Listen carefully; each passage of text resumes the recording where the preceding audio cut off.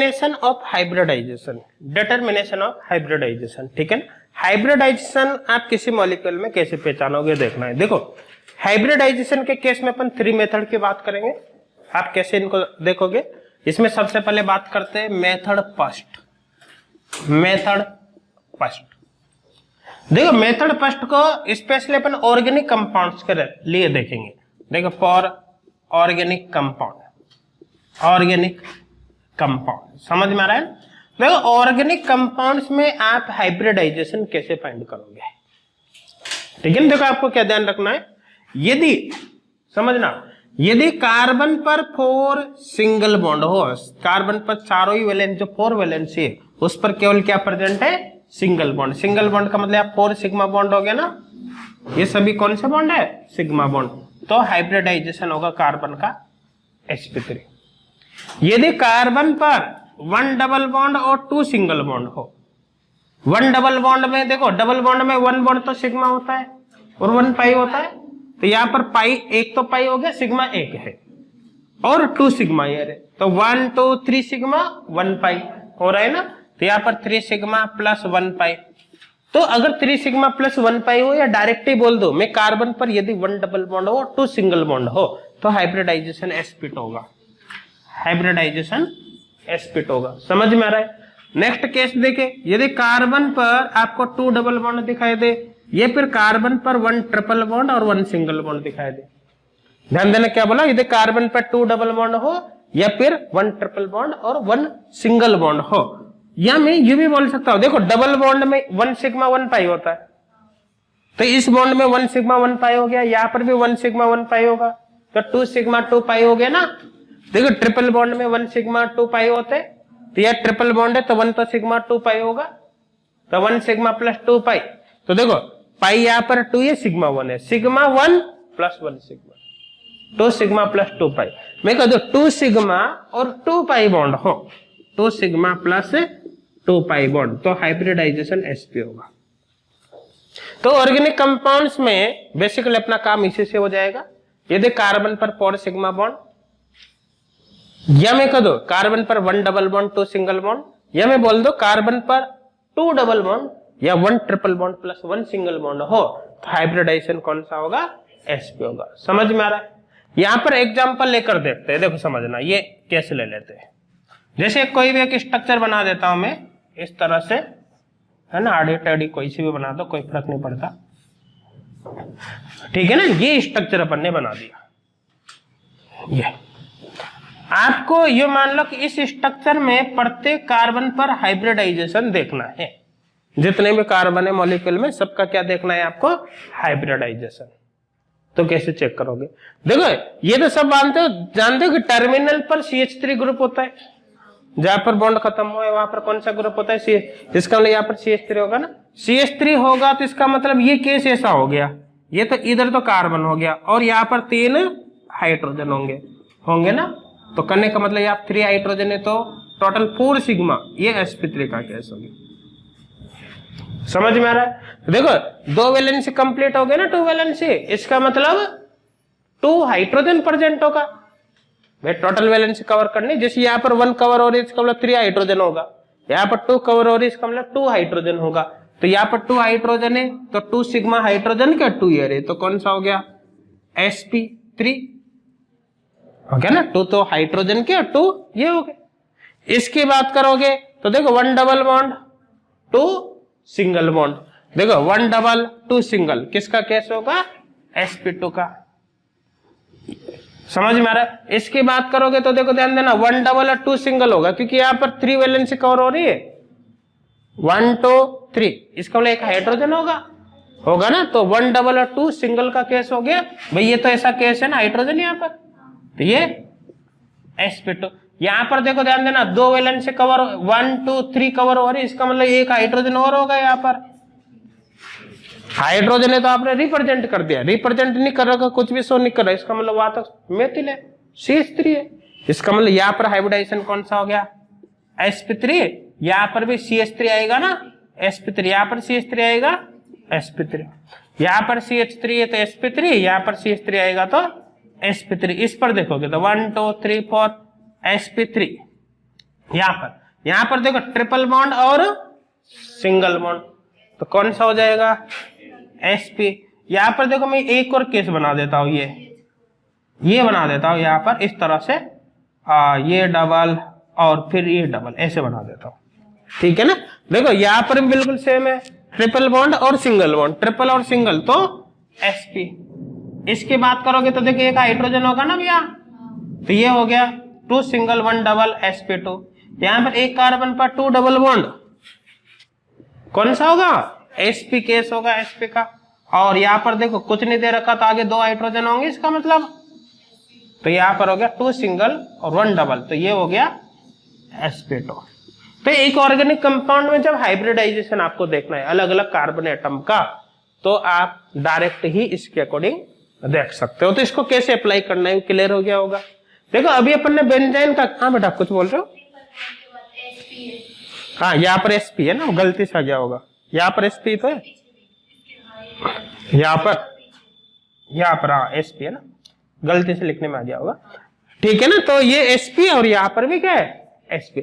अब देखो समझना, अभी अपन ने बेंजाइन का केस देखा था, अभी बेंजाइन का केस देखा था, देखा बेंजाइन, ये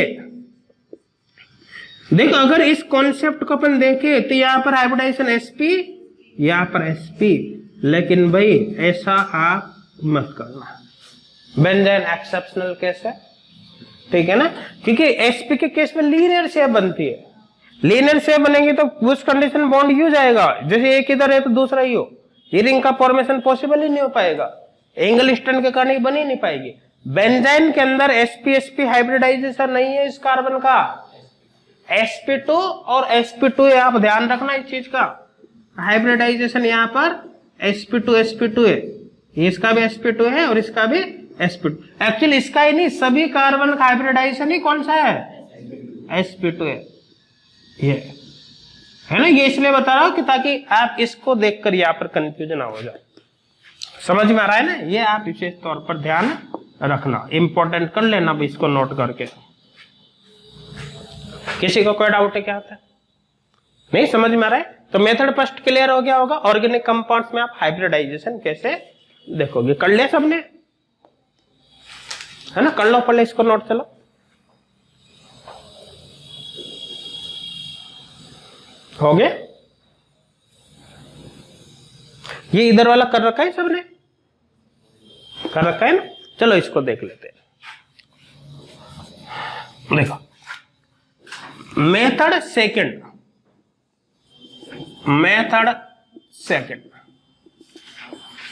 देखो method second and method third जो आगे भी पढ़ेंगे अपन थोड़ी देर बाद, दोनों ही केस में हमें वैलेंस इलेक्ट्रॉन की रिक्वायरमेंट होगी। वैलेंस इलेक्ट्रॉन का मतलब जानते हो ना सभी, जो इलेक्ट्रॉन आउटर मोस्ट सेल में प्रेजेंट है, सबसे बाहर वाले सेल में प्रेजेंट है। तो चाहे मेथड सेकंड में भी उसकी रिक्वायरमेंट है और मेथड थर्ड में भी है। तो सबसे पहले तो अपन यही देख लेते हैं कि किस एटम में वैलेंस इलेक्ट्रॉन कितने होंगे, ताकि आपके बाद में प्रॉब्लम नहीं हो। समझ में आ रहा है, ठीक है ना। देखो ध्यान देना, ये नोट कर रखा है कि सबने, है ना। चलो मैं यहां लिख देता हूं पहले। देखो हाइड्रोजन के अंदर वैलेंस इलेक्ट्रॉन, देखो नंबर ऑफ वैलेंस इलेक्ट्रॉन देखने, number of valence electron, number of valence electrons, ठीक है ना। देखो हाइड्रोजन एटम में का इलेक्ट्रॉनिक कॉन्फ़िगरेशन 1s1 है, तो इसमें तो कुछ सोचना ही नहीं, वैलेंस इलेक्ट्रॉन कितने होगा, 1 इलेक्ट्रॉन। हीलियम का इलेक्ट्रॉनिक कॉन्फ़िगरेशन 1s2 है, यहां पर भी कुछ नहीं सोचना, वैलेंस इलेक्ट्रॉन कितने हो गए, 2 हो गए, ठीक है ना। देखो जिंक, कैडमियम, मरकरी, देखो यहां पर आउटर मोस्ट सेल देखना है केवल आपको, आउटर मोस्ट सेल। देखो आपको वैलेंस इलेक्ट्रॉन केवल 2 लेना है, जैसे 3d10 4s2 यहां पर, इसके केस में 4d10 5s2 है, इसके केस में 5d10 6s2 है। आपको केवल आउटर मोस्ट देखना है, सबसे मतलब नहीं है। आप वैलेंस इलेक्ट्रॉन यहाँ पर टोटल 10, आप वैलेंस इलेक्ट्रॉन यहाँ पर ज्यादा काउंट मत करना, आप वैलेंस इलेक्ट्रॉन केवल 2 ले लो। जो अपने हाइब्रिडाइजेशन में इन्वॉल्व होंगे ना, केवल उसके बात कर रहे हैं अपन। सिंपल हाइब्रिडाइजेशन में कितने इलेक्ट्रॉन लेने हैं इनके, आपको 2 लेने हैं ना, इसका खास तौर पर ध्यान आप रखना। समझ में आ रहा है, ठीक है ना। अब देखो समझना, पी ब्लॉक के एलिमेंट्स के बारे में सबको पता है, ये नोट कर लिया सबने, कर लिया ना। पी ब्लॉक के एलिमेंट्स के बारे में सबको पता है, ठीक है ना। यहां पर बता देता हूं मैं, देखो इधर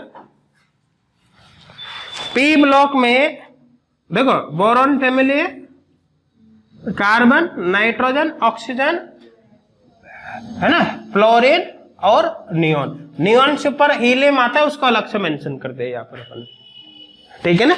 अब देखो जैसे मैं बोरॉन के इलेक्ट्रॉनिक कॉन्फ़िगरेशन की बात करूं, देखो 1s2 2s2 2p1, देखो इलेक्ट्रॉनिक कॉन्फ़िगरेशन कैसे लिखते हैं वो सब अपन देखेंगे इसी जर्नल इनऑर्गेनिक केमिस्ट्री में, ठीक है ना। अभी थोड़ा बहुत तो सबको पता है ही सही ना। तो देखो वैलेंस इलेक्ट्रॉन इसमें कितने हैं, 3 वैलेंस इलेक्ट्रॉन है, 3 वैलेंस इलेक्ट्रॉन जो आउटर मोस्ट सेल में प्रेजेंट है। अब जैसे अगर मैं कार्बन की बात करता तो कार्बन में valence electron 1s2 2s2 2p2, carbon के केस में वैलेंस इलेक्ट्रॉन 4 हो जाते हैं। तो यहां पर देखो बोरॉन के केस में वैलेंस इलेक्ट्रॉन, बोरॉन के केस में वैलेंस इलेक्ट्रॉन कितने हैं, वैलेंस इलेक्ट्रॉन बोरॉन में 3 है, कार्बन में कितने 4, बोरॉन से कार्बन पे आता है 1 बढ़ गया ना, तो आगे चलेंगे कंटिन्यू, यहाँ पर 3 4, यहाँ पर 5 होगा, यहाँ पर 6 होगा, यहाँ पर 7, यहाँ पर 8 होंगे। समझ में आ रहा है सबको। अब देखो बोरॉन में वैलेंस इलेक्ट्रॉन 3 है, तो बोरॉन फैमिली का कोई सा भी एलिमेंट हो वैलेंस इलेक्ट्रॉन 3 होगा, तो बोरॉन फैमिली के सारे एलिमेंट लिख देते हैं, ठीक है ना। देखो बोरॉन फैमिली में और कौन कौन से मेंबर है, देखो बैंगन, आलू, गाजर, इन, तेला नहीं, है ना। बैंगन, आलू, गाजर, इन, तेला नहीं, है ना। एलिमेंट के नाम थोड़े है बैंगन, आलू, गाजर, नहीं है ना, ट्रिक है ना, आप ध्यान रखना। बोरॉन, एल्यूमिनियम, गैलियम, इंडियम, इस तरह से ना, थेलियम, इस तरह से। समझ में आ रहा है। इसी तरह से देखो नेक्स्ट के एलिमेंट कौन से है, देखो कार्बन से शुरू करें, कहे, सीता, जी, सुनो, प्रभु, फल दो, है ना, फल दो, हाँ ले लेना, एप्पल वगैरह जो भी लेना हो, है ना। कहे, सीता, जी, सुनो, प्रभु, फल दो, ठीक है ना। देखो नेक्स्ट में नाना, पाटेकर, ऐश्वर्या, सभी, बिंदास और मस्त।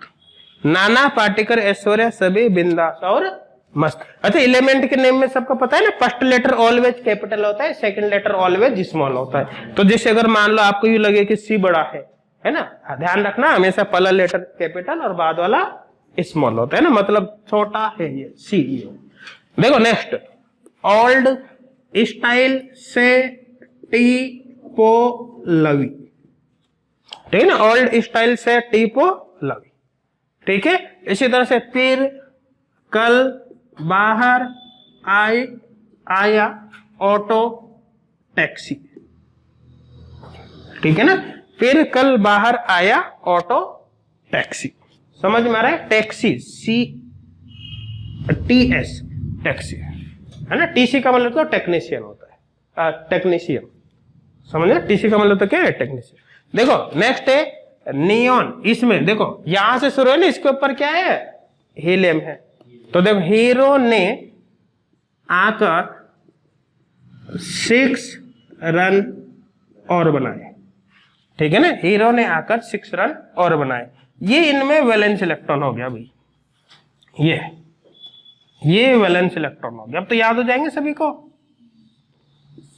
कोई सा भी एलिमेंट आ जाए वैलेंस इलेक्ट्रॉन आपको पता होना जरूरी है। ये वैलेंस इलेक्ट्रॉन्स,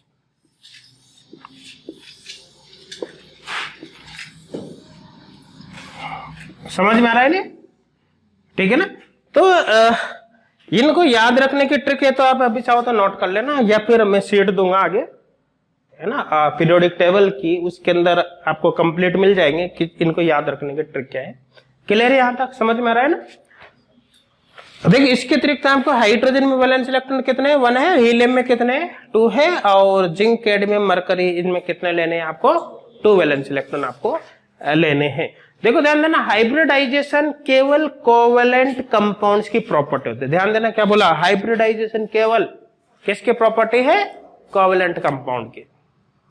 करने का मतलब आयनिक कंपाउंड में हाइब्रिडाइजेशन नहीं देखा जाता। जैसे आपसे पूछा जाए NaCl, सोडियम क्लोराइड, आपसे कोई नहीं पूछेगा सोडियम का हाइब्रिडाइजेशन क्या है, क्लोराइड का क्या है। समझ में आ रहा है ना। रीजन क्या है कि वहां पर बॉन्डिंग आयनिक है।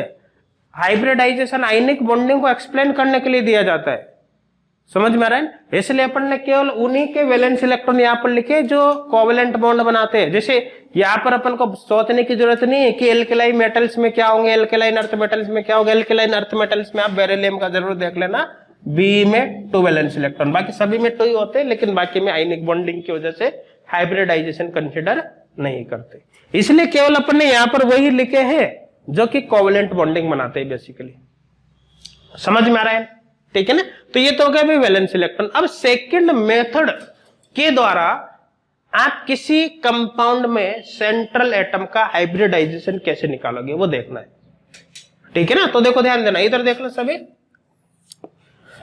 यहां पर आपको क्या करना है सेकंड मेथड में, देखो आपको किसी कंपाउंड में जिस एटम का हाइब्रिडाइजेशन निकालना है। ध्यान देना, कंपाउंड का हाइब्रिडाइजेशन नहीं होता, हाइब्रिडाइजेशन कंपाउंड में पर्टिकुलर एटम का होता है। हाइब्रिडाइजेशन एटम की प्रॉपर्टी, कंपाउंड की नहीं होती।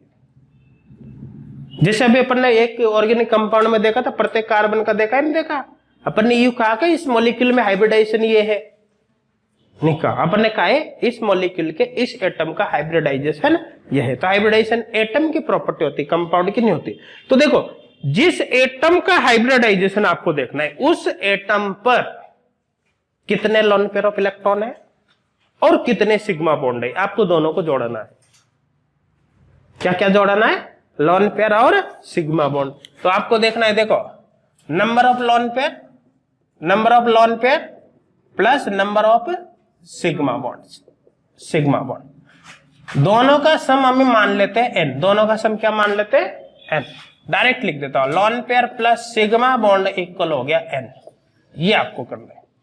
तो एक कंपाउंड में जिस एटम का हाइब्रिडाइजेशन देखना है, उस पर देख लो कितने लोन पेयर है, उस पर देख लो कितने सिग्मा बॉन्ड है। दोनों का सम क्या हो गया, एन हो गया। अब देखो अगर एन की वैल्यू 2 आती है तो आप कहोगे हाइब्रिडाइजेशन sp है, 3 आती है तो sp2, 4 आता है तो sp3, 5 पर sp3d, 6 पर sp3d2, 7 पर sp3d3। समझ में आ रहा।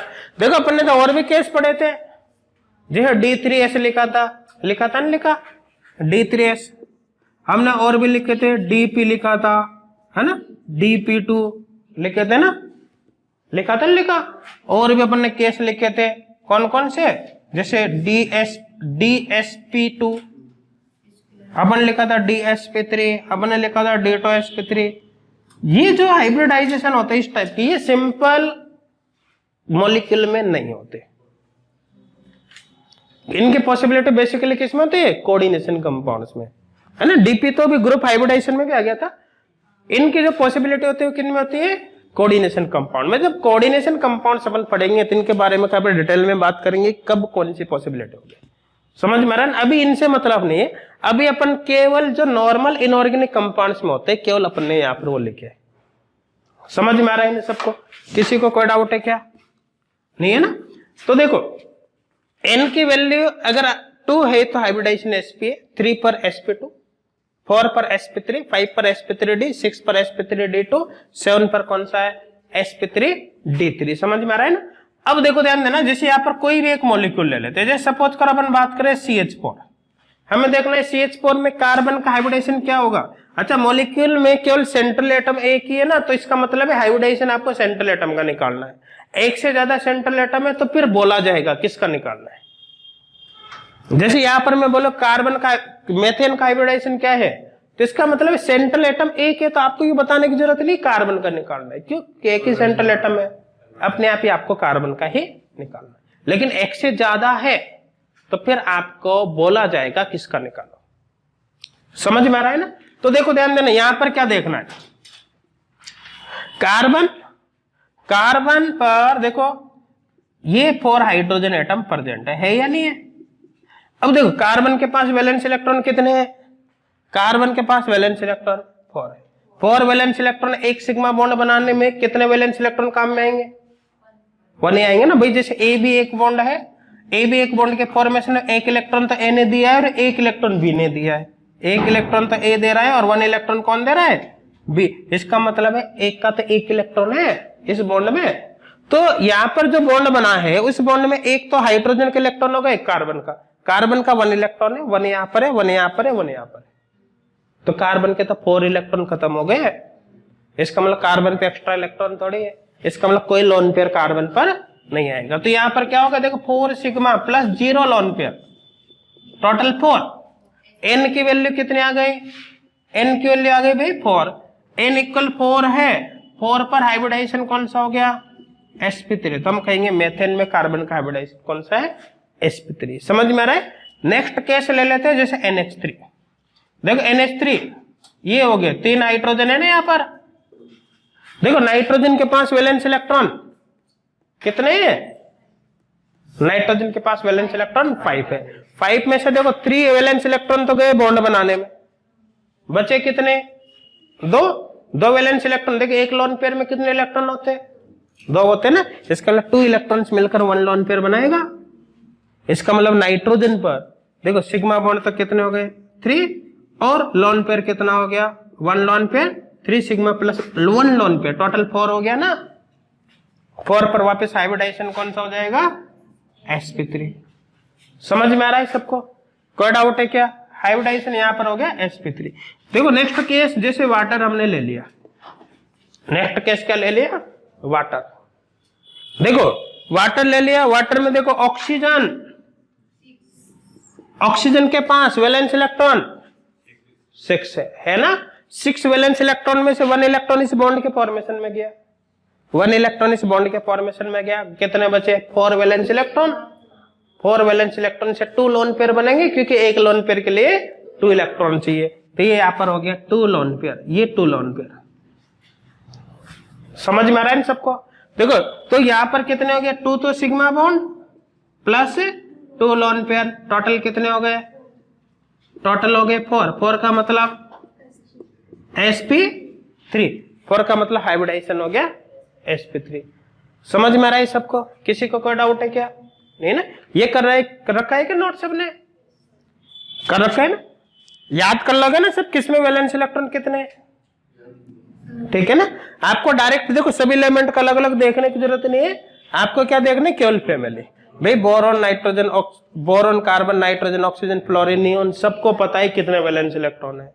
वह केवल आपको क्या याद रखना है कि इस ग्रुप में कौन कौन से आएंगे, इसमें कौन से आएंगे, इसमें कौन से आएंगे। उसका तरीका आपको बता दिया, इसका बैंगन आलू गाजर इनथेला नहीं, इसका क्या होगा, कहे सीता जी सुनो प्रभु फल दो, नाना पाटेकर ऐश्वर्या सभी बिंदास और मस्त, ओल्ड स्टाइल से टीपो लवी। इसका क्या हो गया, फिर कल बाहर आया ऑटो टैक्सी।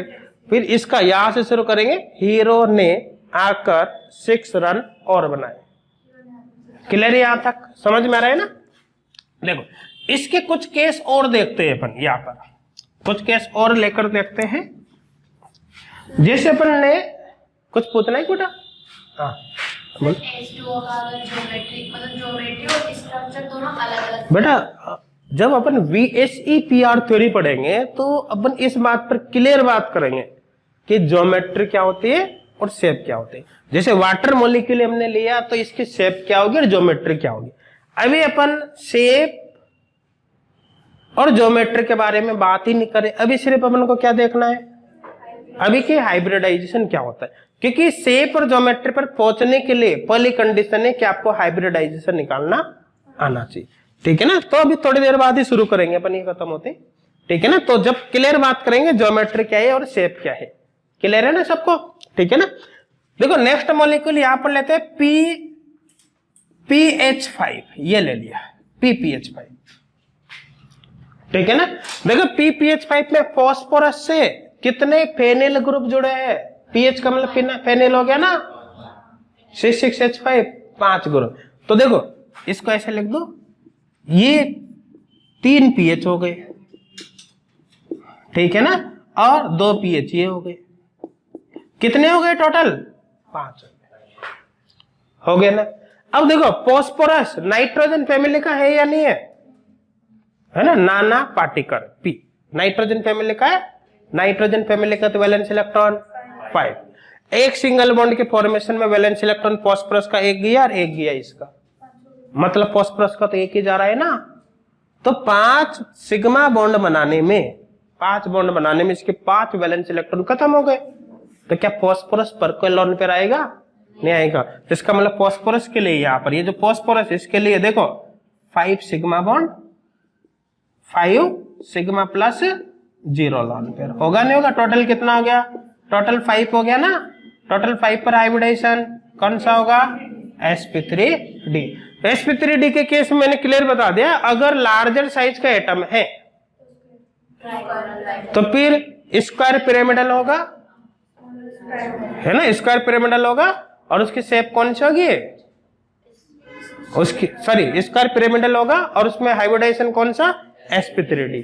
sp3d में ही शेप स्क्वायर पिरामिडल होगी, ठीक है ना। लेकिन यदि छोटी साइज का है एटम तो हाइब्रिडाइजेशन तो sp3d है, लेकिन शेप ट्राइगोनल बाइपिरामिडल होती है। समझ में आ रहा है नहीं यहाँ तक? ठीक है ना। तो हाइब्रिडाइजेशन तो यही रहेगा, फिर भी शेप चेंज हो जाएगी। तो मैंने एग्जाम्पल अभी करके देख ही रखा है, कोई डाउट है क्या यहाँ तक? तो मेथड सेकंड के अंदर क्या करते हैं क्लियर हो गया होगा, समझ में आ रहा है ना। देखो इसमें एक केस और लेकर देख लेते हैं अपन। जैसे मैं बात करूं SO4-2 की, देखो SO4-2 इसकी बात कर लेते हैं, ठीक है ना। देखो SO4-2, देखो SO ये डबल बॉन्ड और डबल बॉन्ड ये हो गया, यही है। ऑक्सीजन के पास भी वैलेंस इलेक्ट्रॉन कितने हैं? सल्फर कौन सी फैमिली का है? Oxygen family. ऑक्सीजन फैमिली में वैलेंस इलेक्ट्रॉन 6 है या नहीं? तो इसका मतलब सल्फर के पास वैलेंस इलेक्ट्रॉन 6 है। अब 6 वैलेंस इलेक्ट्रॉन सल्फर के पास है, उनमें से देखना एक इलेक्ट्रॉन तो इस बॉन्ड के फॉर्मेशन में गया, एक इलेक्ट्रॉन इसके में गया, और यहाँ पर सिंगल थोड़ी है, यहाँ पर तो डबल है। एक बॉन्ड में एक इलेक्ट्रॉन गया तो डबल में 2 इलेक्ट्रॉन गए इसके सल्फर के, तो 2 इलेक्ट्रॉन इस बॉन्ड के फॉर्मेशन में गए, 2 इसमें गए, तो 2 + 2 + 1 + 1 टोटल हो गए 6 खत्म हो गया ना। क्या सल्फर के पास कोई लोन पेयर बचा? नहीं बचा। तो इसका मतलब देखो अब सिग्मा बॉन्ड देखने ना आपको, जो डबल बॉन्ड है उनमें तो 1 तो सिग्मा 1 पाई है, तो भाई ये सिग्मा और पाई, ये सिग्मा, तो सिग्मा तो केवल 4 ही बच गए। तो यहां पर कितना के 4 सिग्मा प्लस लोन पेयर है क्या? नहीं है, 0 लोन पेयर है। समझ में आ रहा है? देखो यहां पर जो लोन पेयर काउंट कर रहे हैं ना, उसमें एक बात हमेशा ध्यान रखना, मॉलिक्यूल पर कितने लोन पेयर है वो नहीं देख रहे, केवल जिस एटम का हाइब्रिडाइजेशन कैलकुलेट कर रहे हैं उसके लोन पेयर देख रहे हैं। किसका कैलकुलेट कर रहे हैं अभी? सल्फर का। सल्फर पे कोई लोन पेयर नहीं, क्योंकि वैलेंस इलेक्ट्रॉन 6 है, 6 में से एक इसमें गया, एक इसमें गया, 2 इसमें गए, 2 इसमें गए, हो गए खत्म 6। अब आपको बॉन्ड काउंट करने केवल सिग्मा और लोन पेयर है ही नहीं। टोटल कितना हो गया? टोटल हो गया भाई 4 + 0 = 4 पर हाइब्रिडाइजेशन हो गया sp3। समझ में आ रहा है? देखो ये कॉन्सेप्ट अपने जो ऑर्गेनिक कंपाउंड्स का लिखा था ना, वहां भी अप्लाई होता है। जैसे कार्बन में जब 4 सिंगल बॉन्ड हो तो 4 सिग्मा हो गए, लोन पेयर कुछ आ ही नहीं रहा था, तो हाइब्रिडाइजेशन अपने आप sp3 हो गया। sp2 के केस में 1 डबल बॉन्ड और 2 सिंगल बॉन्ड, 1 डबल बॉन्ड में एक ही तो सिग्मा है और 2 सिंगल में 2 सिग्मा, तो 3 सिग्मा, लोन पेयर कुछ था ही नहीं, हाइब्रिडाइजेशन वहां पर भी कौन सा हो गया? sp2। समझ में आ रहा है?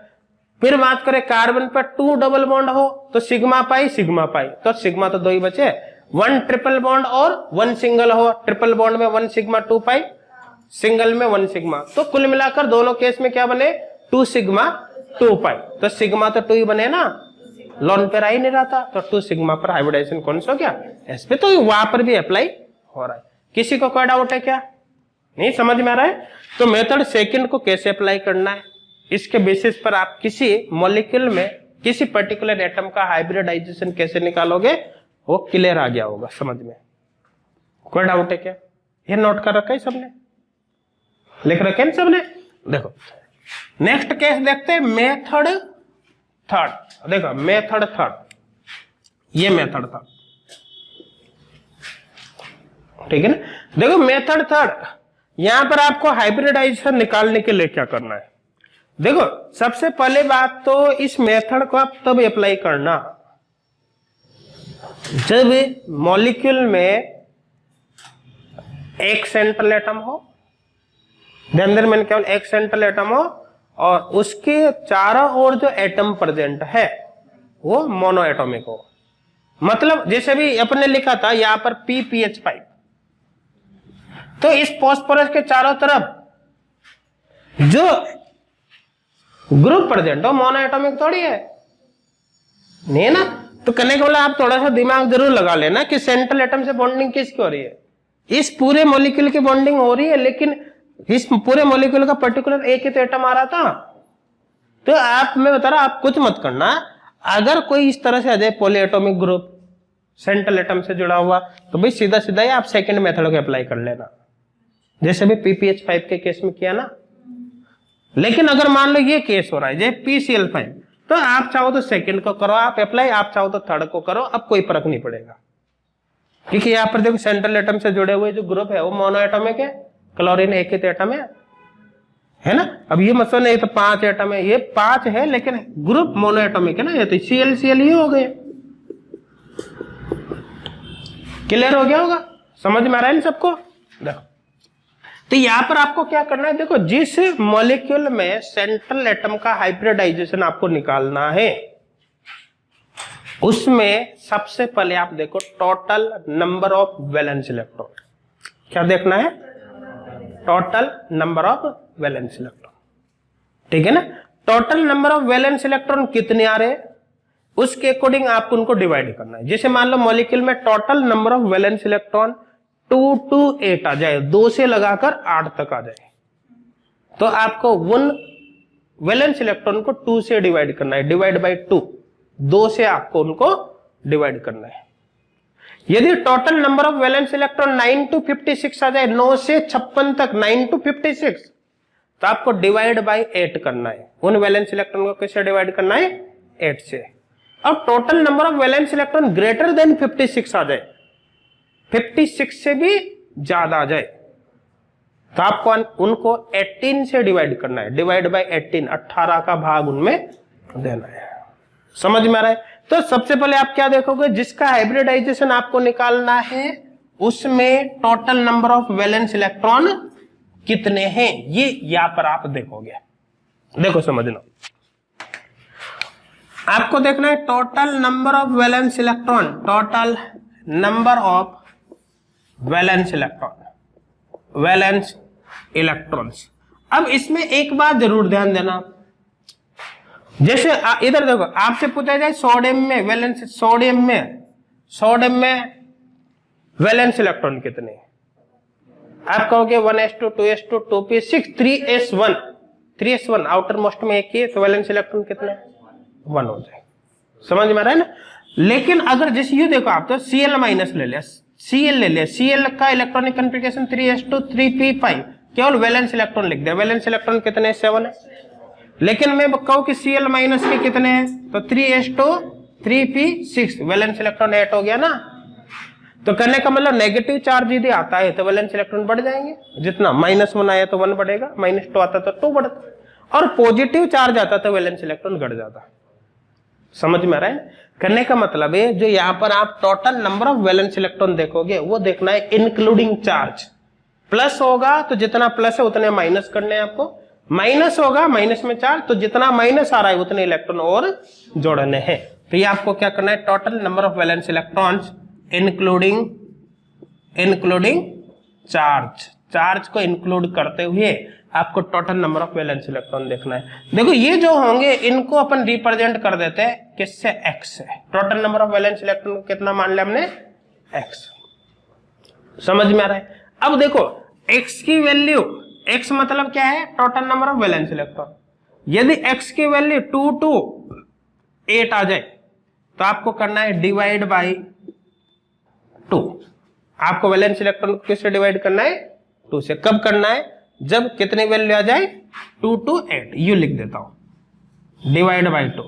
यदि वैलेंस इलेक्ट्रॉन की वैल्यू 8 to 56 आ जाए तो आपको डिवाइड बाई 8 करना है। वैलेंस इलेक्ट्रॉन की वैल्यू ग्रेटर देन 56 आ जाए तो आपको डिवाइड बाय 18 करना है। समझ में आ रहा है? अब देखो इनको डिवाइड करने के बाद, ध्यान देना, इनको डिवाइड करने के बाद जो भी रिजल्ट आपको मिलेगा उस रिजल्ट को हम बोलेंगे n। उस रिजल्ट को क्या बोलेंगे? n। देखो यहां पर डिवाइड करने के बाद जो रिजल्ट आएगा, मतलब जो n मिलेगा, वो n बताएगा आपको नंबर ऑफ हाइब्रिड ऑर्बिटल के बारे में। n किसके बारे में बताएगा? Number of hybrid orbital. जैसे मान लो n की वैल्यू 2 आई तो हाइब्रिड ऑर्बिटल में 2 है, 3 आई तो 3 है, 4 आई तो 4 है। तो n किसका बताएगा? n बताएगा number of hybrid orbital. Hybrid orbital समझ में आ रहा है सबको? ठीक है ना। देखो यहां पर आप लोन पेयर निकाल सकते हो सेंट्रल एटम। कैसे निकालोगे? n minus number of surrounding atoms, n minus number of surrounding atom. देखो number of surrounding atoms, surrounding atoms. समझ में आ रहा है ना? Number of surrounding atoms. ठीक है। Lone pair equal n minus number of surrounding atom. Clear यहां तक? अब देखो n की वैल्यू से ही हमें हाइब्रिडाइजेशन के बारे में पता चलेगा। देखो यदि n की वैल्यू, ध्यान देना, यदि n की वैल्यू यहीं पर लिख देता हूं 2 आती है तो हम वही कॉन्सेप्ट अप्लाई करेंगे, हाइब्रिडाइजेशन होगा sp।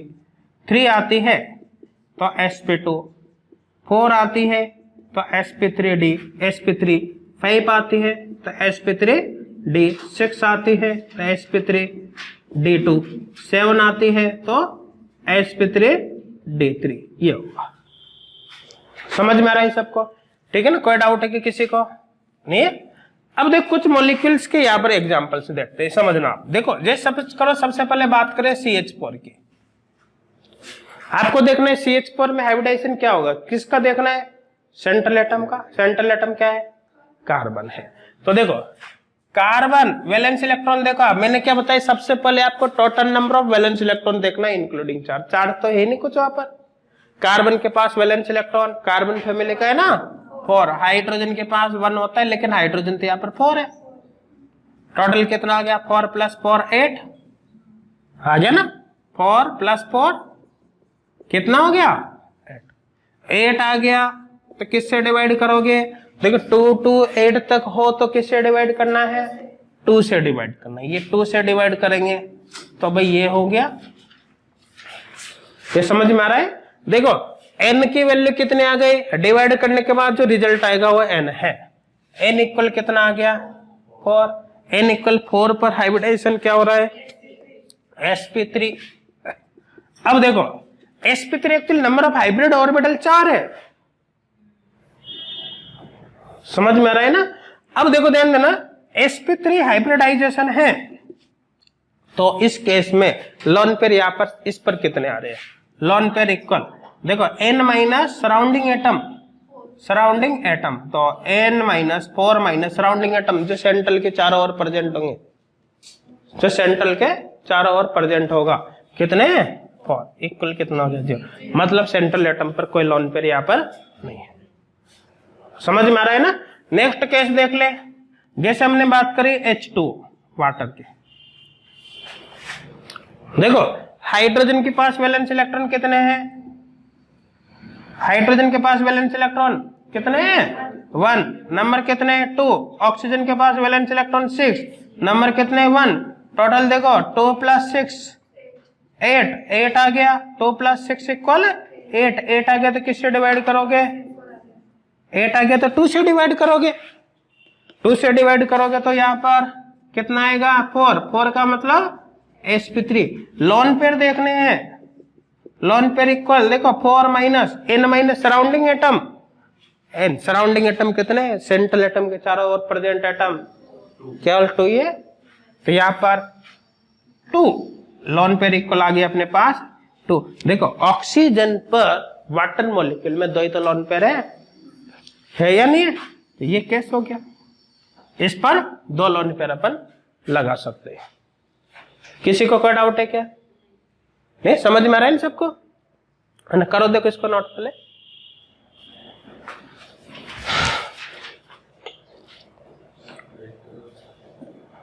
क्या ब्रेक? कितना टाइम हुआ अभी? चलो अपन इसको जो डिटर्मिनेशन ऑफ हाइब्रिडाइजेशन है ना, इस टॉपिक को खत्म कर लेते हैं, फिर थोड़ा सा ब्रेक कर लेंगे, ठीक है ना?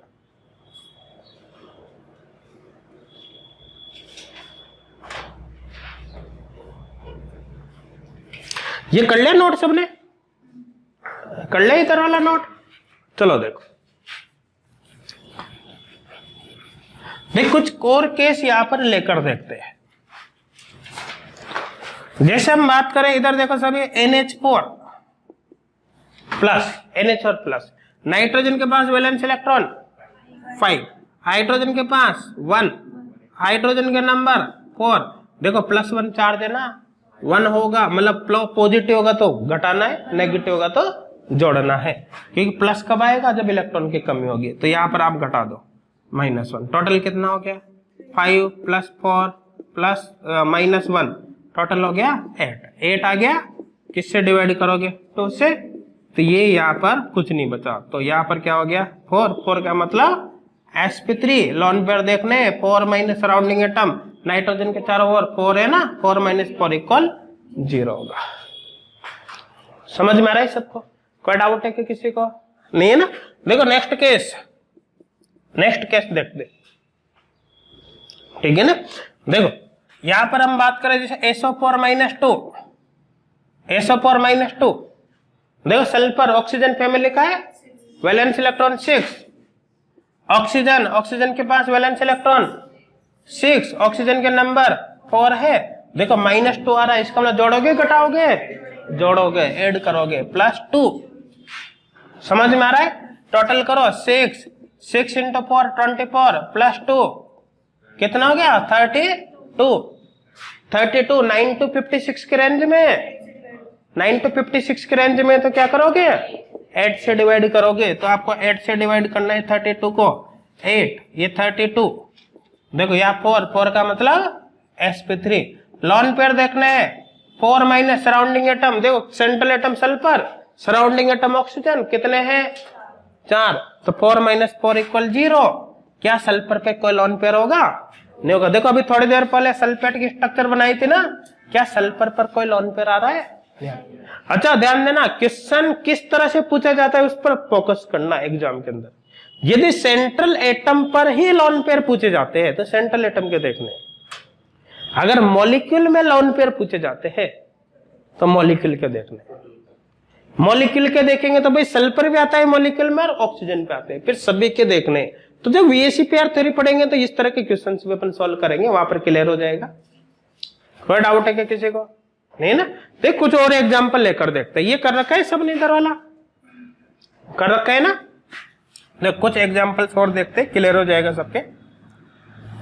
देखो जैसे हमने यहां पर बात करी PO4 - 3, देखो फॉस्फोरस नाइट्रोजन फैमिली का है, वैलेंस इलेक्ट्रॉन 5, ऑक्सीजन 6, नंबर कितने? 4, -3 है तो +3 कर दो, टोटल करके देखो 5 + 6 × 4 24 +3, देखो कितना हो गया?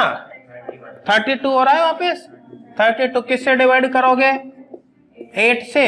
8 से डिवाइड करोगे कितना आएगा? 4 पर कौन सा हो गया? sp3। देखो लॉन पेयर देखना है, 4 माइनस सराउंडिंग एटम 4 है, 4 - 4 0, इसका मतलब फॉस्फोरस पर कोई लॉन पेयर नहीं होगा। समझ में आ रहा है? देखो और केस देखते हैं। जैसे हम बात करें, देखो इधर देख लो सभी, बाद में लिख लेना। इधर देखो जैसे हम बात करें NO2 प्लस, ये ले लेते हैं। देखिए NO2 प्लस नाइट्रोजन के पास वैलेंस इलेक्ट्रॉन 5, ऑक्सीजन के पास 6, नंबर कितने? 2 + 1 आ रहा है, -1। समझ में आ रहा है ना? यहां पर देखो 5 + 6 × 2 12 -1 16, किससे डिवाइड करोगे? 16 8 से, क्योंकि 9 to 56 की रेंज में आ गया, 9 to 56 में आ गया, तो 8 से आपको डिवाइड करना है। देखिए 16 यहाँ पर 2 का मतलब sp, 2 का मतलब हो गया sp। लॉन पेयर देखना है तो देखो नाइट्रोजन पे कोई लॉन पेयर होगा क्या? नाइट्रोजन पे कोई लॉन पेयर होगा क्या? नहीं होगा। देखो नाइट्रोजन यहां पर हो गया कितने, देखो 2 minus surrounding atom 2, 0, 2 minus 2 equal कितना हो गया, 0 हो गया।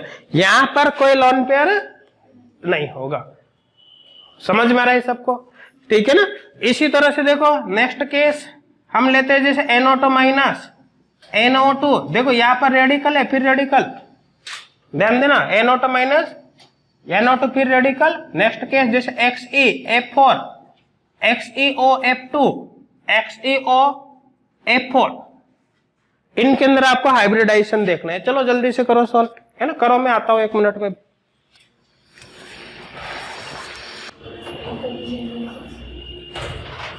कर लिया सबने, करके देख लिया सबने। चलो मैच करना एक बार, देख क्या आता है। देखो सबसे पहले हम बात करें, इधर देखो NO2 माइनस का, NO2 माइनस का देखते हैं हाइब्रिडाइजेशन क्या होगा।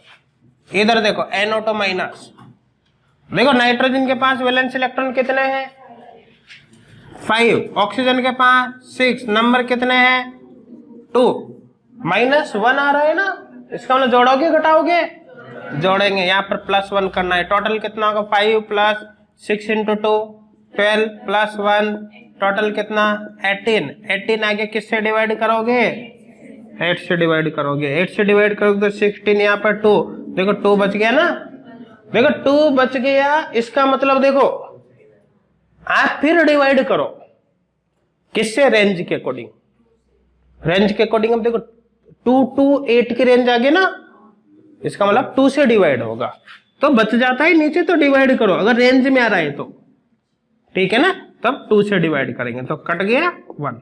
अब जो इधर आ रहा है उनको जोड़ दो, 2 + 1 3, 3 अपने n की वैल्यू है, n = 3 मतलब sp2। लोन पेयर देखना है क्या जाएगा, लोन पेयर देखो n माइनस मतलब 3 माइनस सराउंडिंग एटम, नाइट्रोजन के 4 और 2 ये ऑक्सीजन, तो 3 - 2 = 1, इसका लोन पेयर कितने हो गए 1, तो यहाँ पर नाइट्रोजन पर 1 लोन पेयर होगा भाई। अच्छा हाइब्रिडाइजेशन जब देखोगे ना, अब अगर मान लो जैसे यहाँ पर 1 बच जाता तो आप डायरेक्ट ही सम कर देते, फिर उसको 1 बच जाता नीचे, क्योंकि 1 तो किसी रेंज में नहीं आ रहा ना। जैसे यहाँ पर सपोज करो, यहाँ पर सपोज करो 70 होता, 17 होता, 17 होता, तो 17 - 16 = 1 होगा, तो 1 तो किसी रेंज में है ना, 2 to 8 की रेंज में आ रहा है क्या, नहीं आ रहा, तो फिर आप डिवाइड नहीं करते, डायरेक्ट उसको क्या कर देते, सम कर देते। जैसे नेक्स्ट केस देखते हैं भी समझ में आ जाएगा। जैसे हम NO2 की बात करें, इधर देखो NO2 ये ऑड इलेक्ट्रॉन, देखो नाइट्रोजन के पास वैलेंस इलेक्ट्रॉन 5, नाइट्रोजन के पास वैलेंस इलेक्ट्रॉन कितने 5, ऑक्सीजन के पास 6 × 2, सम करोगे 5 + 12 = 17। अब आप किससे डिवाइड करोगे, 8 से, 8 से डिवाइड करोगे तो 1 बच गया ना। देख क्या 1 किसी रेंज में आ रहा है, 2 to 8 9 to 56 > 56 नहीं आ रहा ना, इसका मतलब डायरेक्ट आप सम कर दो इसको, 2 + 1 = कितना हो गया 3, तो n की वैल्यू 3, तो 3 पर कौन सा होगा sp2। अब लोन पेयर देखोगे, loan pair equal 3 minus surrounding atom 2 = 1, लेकिन लास्ट में 1 इलेक्ट्रॉन बचा था ना, क्या 1 इलेक्ट्रॉन लोन पेयर बना सकता है, नहीं बना सकते। इसका मतलब ये यहाँ पर सही नहीं होगा, क्योंकि 1 इलेक्ट्रॉन लोन पेयर थोड़ी बना सकता है, लोन पेयर के लिए तो कम से कम 1 लोन पेयर के लिए 2 इलेक्ट्रॉन आपको चाहिए। तो यहाँ पर ये जो है 1, ये लास्ट में ये लोन पेयर नहीं है, बल्कि ये ओड इलेक्ट्रॉन की फॉर्म में प्रेजेंट होगा यहाँ पर, मतलब फ्री रेडिकल की फॉर्म में। समझ में आ रहा है ना, ये किस फॉर्म में प्रेजेंट होगा, फ्री रेडिकल की फॉर्म में। मतलब ये ऐसा केस है, ये यहाँ पर फ्री रेडिकल की फॉर्म में प्रेजेंट होगा, ओड इलेक्ट्रॉन या फ्री रेडिकल, ओड इलेक्ट्रॉन। समझ में आ रहा है ना, और फ्री रेडिकल। एक बात ध्यान देना, रेडिकल की रिएक्टिविटी बहुत ही ज्यादा होती है। जो रेडिकल होते हैं ना वो हाईली अनस्टेबल होते हैं, उनकी रिएक्टिविटी क्या होती है, बहुत ही ज्यादा होते हैं। NO2 आपको बेसिकली डाइमर की फॉर्म में मिलता है, NO2 आपको N2O4 के फॉर्म में मिलता है, और ऐसा मिलने का रीजन क्या है क्योंकि ये 2 यूनिट मिलकर कंबाइंड हो जाती है। ऐसे क्यों हो जाती है कंबाइंड? इसलिए हो जाती है क्योंकि इस पर फ्री इलेक्ट्रॉन है। फ्री इलेक्ट्रॉन है तो पेयरिंग बना लेते हैं, बॉन्ड बना लेते हैं बीच में, इलेक्ट्रॉन की पेयरिंग कर लेते हैं। क्योंकि पेयरिंग होने से फ्री इलेक्ट्रॉन खत्म हो गया और इनकी स्टेबिलिटी क्या होती है? बढ़ जाती है। इसलिए बेसिकली NO2 किस फॉर्म में रहता है? N2O4 की फॉर्म में डाइमर बनाता है। समझ में आ रहा है सबको? ये कर रखा है नोट सबने इधर वाला कर रखा है ना। देखो नेक्स्ट केस देखते हैं। नेक्स्ट केस कौन सा है? XeO देखो XeO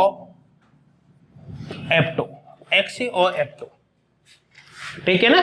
देखो Xe xenon valence electron 8, oxygen 6, fluorine 7, number कितने? 2, टोटल 8 प्लस 6 प्लस 14। देखो 14 और 6 20 28, टोटल कितना हो गया? 28 है, किससे डिवाइड करोगे? 8 से। 24 3 कितना बचा यहाँ पर? 4 बच गया ना। कि 2 to 8 के रेंज में आ रहा है नहीं आ रहा? आ रहा है। इसका मतलब फिर डिवाइड कर दो, ठीक है ना। डिवाइड करेंगे तो क्या होगा? 2 यहाँ पर 4, ये हो गया। समझ में आ रहा है? कितना आ गया? 3 + 2 = 5 पर n की वैल्यू 5 पर हाइब्रिडाइजेशन sp3d होगा। लोन पेयर की बात करेंगे भाई, 5 माइनस सराउंडिंग एटम देखो 1 ऑक्सीजन 2 फ्लोरीन 3 हो गया ना, तो 3 तो इक्वल हो गया 2 लोन पेयर। समझ में आ रहा है ना। आप चाहो तो डायरेक्टली 4 इलेक्ट्रॉन बचे ना, 4 इलेक्ट्रॉन का मतलब 2 लोन पेयर हो रहा है। यहां पर 2 इलेक्ट्रॉन बच रहे थे, 2 इलेक्ट्रॉन का मतलब 1 लोन पेयर हो रहा है, आ रहा है ना। यहां पर 1 इलेक्ट्रॉन बच रहा था, 1 इलेक्ट्रॉन लोन पेयर थोड़ी बनाता है, इसलिए ऑड इलेक्ट्रॉन की फॉर्म में। तो डायरेक्टली चाहो तो इनको जो लास्ट में इलेक्ट्रॉन बचे ना, इनको आप 2 से डिवाइड करके लोन पेयर में कन्वर्ट कर सकते हो। समझ में आ रहा है ना। और लोन पेयर को आप जोड़ दो, यहाँ पर डायरेक्ट सम कर दो, या फिर आप इस तरह से कर लो, एक ही बात है। कोई डाउट है कि किसी को? नहीं है ना। तो जीनोन पर कितने लोन पेयर होंगे? यहाँ पर 2 लोन पेयर होंगे। देखो नेक्स्ट केस कौन सा है? XeO4। देखो XeO4 देखो जीनोन के पास 8 इलेक्ट्रॉन, ऑक्सीजन के पास 6, फ्लोरीन के पास 7, फ्लोरीन कितने हैं? 4 है ना। तो यहाँ पर कितना होगा? देखो 8 + 6 + 7 × 4 7 × 4 28। देखो 28 + 6 34 + 8 42। यहाँ पर हो गया भाई 42 को किससे डिवाइड करोगे? 8 से करोगे ना। तो देखिए 40 यहाँ पर 2, यहाँ पर हो गया 5, 2 से आ गया, फिर डिवाइड करोगे किससे? 2 से। तो यहाँ पर कितना होगा? 1। टोटल कितना हो गया? 5 + 1 6 पर sp3d2 यहाँ कर देते हैं। 5 + 6 5 + 1 = 6 पर sp3d2। देखो lone pair 6 minus surrounding atom 5 हो गया ना। तो यहाँ पर होगा 5 = 1 लोन पेयर। तो इसका मतलब जीनोन पर यहाँ पर 1 लोन पेयर होगा। समझ में आ रहा है सबको? ये कर रखा है केस इधर वाला सबने कर रखा है ना। देखो इधर देख लो सभी। नेक्स्ट केस जैसे यहां पर देखे अपन